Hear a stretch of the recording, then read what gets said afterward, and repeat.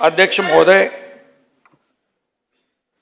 या सभागृहामध्ये सन्माननीय अर्जुन खोतकर आणि शंभूराज देसाई यांनी सातारा जिल्ह्यातली घटना जिल्हा परिषदेच्या निवडणुकीच्या अनुषंगाने या ठिकाणी जी आपल्यासमोर मांडलेली आहे त्याचा मी देखील साक्षीदार आहे। कारण ही निवडणूक प्रक्रिया जेव्हा सुरू झाली नव्हे, जेव्हा याची तारीख जाहीर झाली त्यावेळेस मला शंभूराज देसाई यांनी फोन केला होता। मकरंद पाटील पण तिकडे होते आणि ते म्हणाले की 2 मतदार जे आहेत त्या मतदारांवर कधी काळातला पूर्वीचा 5-10 वर्षाचा कुठला गुन्हा काल 1 दिवस आधी दाखल केलेला आहे आणि यांना अरेस्ट करणार आहे। तर मी पोलीस अधीक्षक तुषार जोशी यांना फोन केला। मी म्हणालो काय प्रकार आहे? तर म्हणाले गुन्हा दाखल झालेला आहे, पण त्याच्यावर कारवाई आपण नंतर करू। मी त्यांना एकच सांगितलं की उद्या मतदान आहे, मतदानापासून कुणालाही वंचित ठेवता येत नाही। उलट कोर्ट देखील ऑर्डर करतं की मतदानाला पाठवा म्हणून। तर अशा परिस्थितीमध्ये जेलमधूनही येतात मतदान करायला, तर अशा परिस्थितीमध्ये कुठल्याही परिस्थितीमध्ये मतदानापासून त्यांना आपण वंचित ठेवू नका, ठेवता येणार नाही। SP मला म्हणाले असं काही होणार नाही, त्यांना वंचित मी ठेवणार नाही, ते मतदान करतील। मतदान झाल्यानंतर काय शहानिशा करा आणि त्याच्यामध्ये जे काही कार्यवाही करायची ती करा।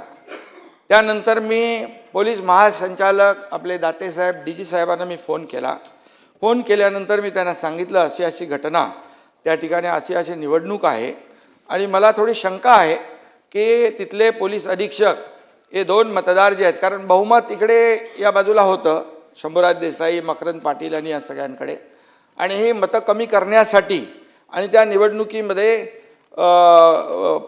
विजय मिळवण्यासाठी पराभव करण्यासाठी या लोकांचा अशा प्रकारचा प्रकार होऊ शकतो।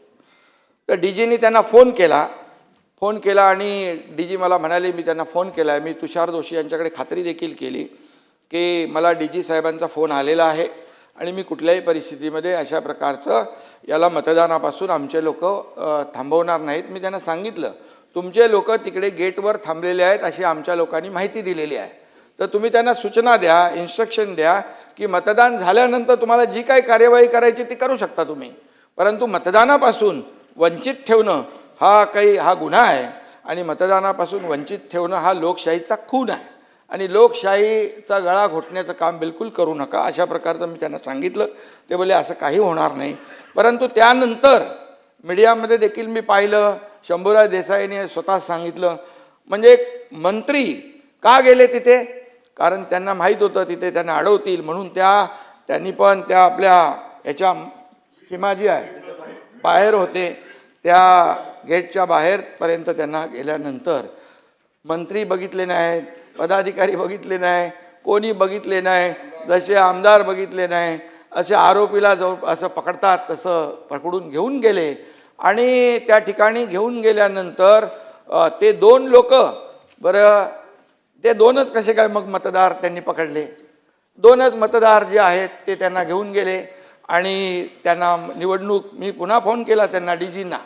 DG म्हणाले असं होणार नाही। मी बोलला होणार काय नाही, निवडणूक पूर्णपणे पार पडते तिकडे, निवडणूक पार पडल्यानंतर तुम्ही त्यांना सोडून काय उपयोग आहे?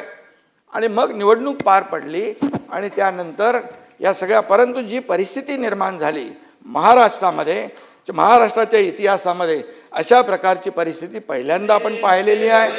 कारण कुठल्याही परिस्थितीमध्ये अशा प्रकारची परिस्थिती मतदानापासून वंचित ठेवणं हे आतापर्यंत इतिहासामध्ये पहिल्यांदा आहे आणि त्यामुळे मला जे माहिती होतं ते आणि मी त्यांना फोन केले होते म्हणून मी तुमच्या निदर्शनास मी आणू इच्छितो।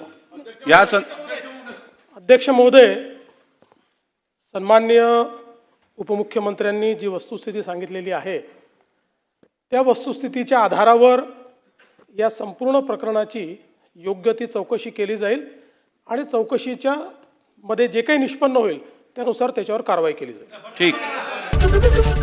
ABP माझा, उघडा डोळे बघा नीट।